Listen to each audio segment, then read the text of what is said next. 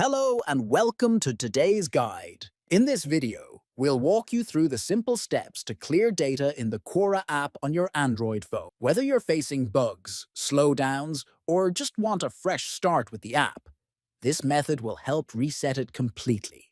Locate the Quora app icon on your Android phone's home screen. Press and hold the Quora app icon until a small menu appears. Tap on App Info from the menu that pops up. On the App Info screen, tap on Storage Usage. Here, tap on Clear Data. A confirmation message will appear. Confirm by tapping OK or Delete. This will erase all app settings, logins, and stored data in Quora.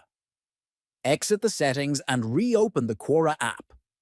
It will now be reset to its default state, just like when you first installed it. And that's it. You've successfully cleared all data from the Quora app.